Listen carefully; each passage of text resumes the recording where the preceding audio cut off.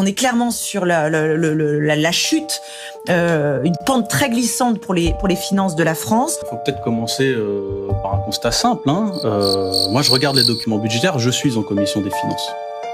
Premier impôt du pays, la TVA. Bien ça, premier impôt du pays. On n'en a jamais récolté autant. L'État n'a jamais récolté autant d'argent des impôts quasiment de son histoire. Comment ça se fait qu'on nous dise qu'on est en déficit ? Comment ça se fait ? Personne ne se pose la question. L'État, en gros, on récolte 200 milliards d'euros de TVA, mais on ne retrouve dans le budget de l'État plus que 100 milliards d'euros. Où sont passés 100 milliards d'euros d'argent de la TVA ? J'ai regardé. C'est bizarre quand même. Parce que 100 milliards d'euros, en fait, on n'est pas en déficit. Où est passé cet argent ? Eh bien, c'est simple. L'État a fait des politiques d'exonération de cotisations.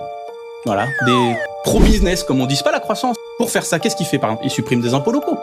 Et vu que les collectivités locales, par exemple, mais ça marche aussi pour la Sécu, ça a été fait pareil au niveau de la Sécu, n'ont plus l'argent pour rouler de manière automatique, qu'est-ce qu'on fait ? On transfère de l'argent de la TVA. Je vous donne les chiffres. Fait qu'en 2022, par exemple, 2022, on a transféré 57 milliards d'euros de la TVA des gens vers la Sécu et 40 milliards d'euros des gens issus de la TVA vers les collectivités locales pour compenser les cadeaux qui sont faits au patronat. Et après, on nous explique qu'il n'y a plus d'argent. Il y en a plein de l'argent. De la même manière que quand vous regardez bien les coupes budgétaires qui sont faites, moi ça m'a étonné. On regarde alors mission par mission. Vous savez, on est à l'euro près, c'est ce qu'on nous dit, Bruno Le Maire, etc. On est à l'euro près, messieurs dames. Donc, alors on va faire des petites coupes dans l'éducation, des petites coupes dans l'hôpital, comme si ces services publics n'étaient déjà pas en grande souffrance. Par contre, il y a une mission auquel on n'a pas touché. C'est la mission remboursement et dégrèvement. C'est bizarre, c'est la mission la plus importante du budget de l'État, c'est 140 milliards d'euros.